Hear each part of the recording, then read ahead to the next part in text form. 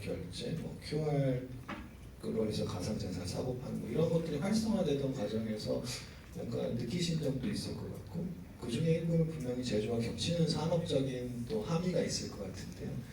해외 사례들이 어땠는지 성공 사례를 이렇게 매치마킹하기 좋아 보이는 게 이런 게 있다는 소개를 좀 해주시면 어떨까요? 교수님께서 잘 설명해 주셨긴 한데요. 이제 제 경험과 저희 회사의 경험에서 보면은 약간 기술의 발전과 아까 말씀하신 것처럼 이러한 회의 체계를 받아들일 수 있는 억셉턴스가 얼마만큼 확보가 되고 전 세계의 가맹점을 커버하느냐에 따라서 이게 많이 움직이는 것 같아요.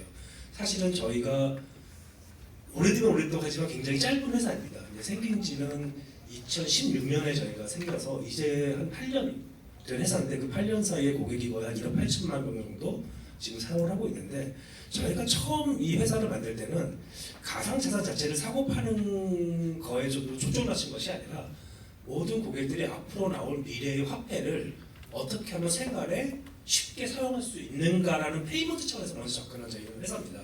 근데 처음에 이걸 고민을 했을 때 그러면 이게 한 나라도 아니고 한 지역도 아니고 전 세계를 커버를 해야 되는데 한국에만 한 280만 개의 가맹점이 있는데 전 세계로 정말 셀 수도 없을 만큼 수억 개의 가맹점이 있습니다. 그래서 이것들을 어떻게 우리가 하나의 네트워크로 다 묶을 수 있을까?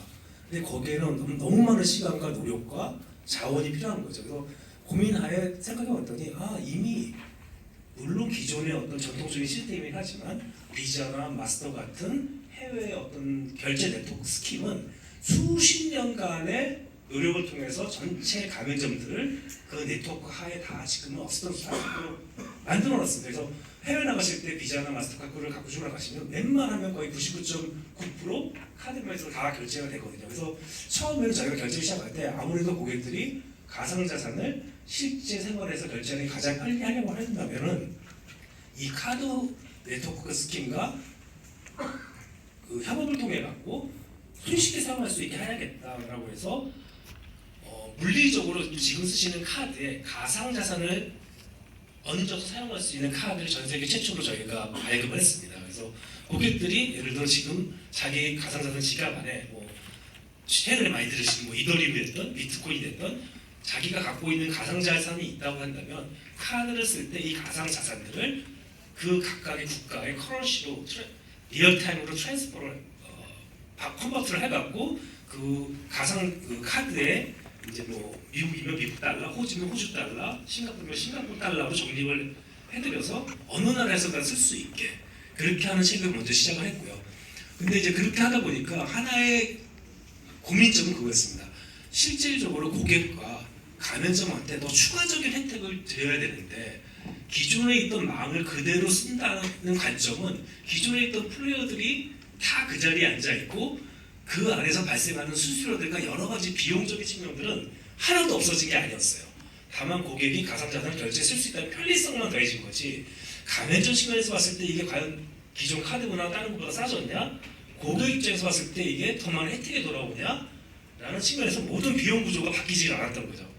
그래서 저희가 이제 처음에는 고객의 편리성을 위해서 그렇게 시작을 했지만 그 두 번째 스텝으로는 그러면 고객과 가맹점한테 이런 혜택을 돌리기 위해서는 차근차근 하나하나 이 기존의 어떤 전통적인 금융 네트워크망이 아닌 새로운 망을 통해서 이 서비스를 제공해야지만이 중간에 여러 가지 비용 요소들을 줄일 수가 있고 그 결과를 가맹점과 고객한테 돌려드릴 수 있다라는 관점을 제가 보게 됐습니다. 그래서 아까 말씀하신 것처럼 실제 가맹점과 어떤 이런 글로벌 카드 네트워크망을 통하지 않고 QR을 통해서 직접 QR을 결제를 하고 가맹점에 직접 정산을 내주는 이런 모델을 이제 도입을 하게 됐고 이 부분은 가맹점과 저희 회사 또는 가맹점과 온나라페이 간의 다이렉트한 직접적인 거래이기 때문에 하나하나의 가맹점 계약들을 다 해야 돼요. 그래서 이게 이제 많이 시간이 걸리고 노력이 필요하다 보니까 각 국가에는 이게 KSN과 같은 각 국가의 벤사,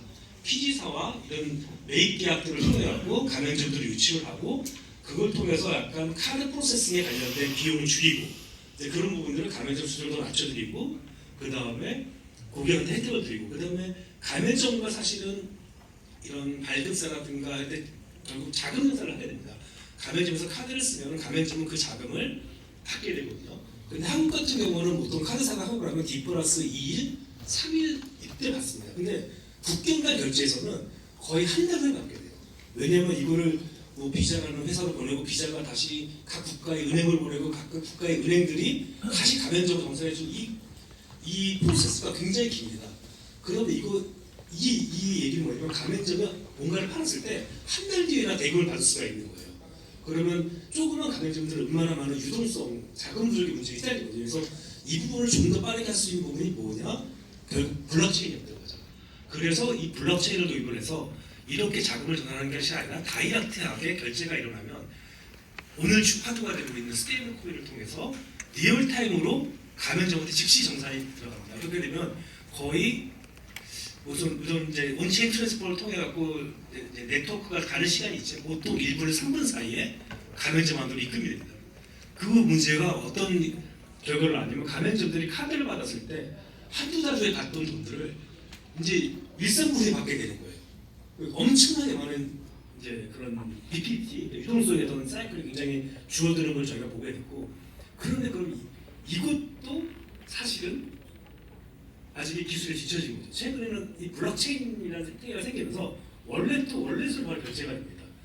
그러면 사실은 다른 여러 가지 요소들을 더 많이 없앨 수가 있거든요. 그래서 고객과 가맹점에 더 많은 혜택을 돌려드릴 수 있는 기술들이 계속 진화하고 생겨나고 있어요.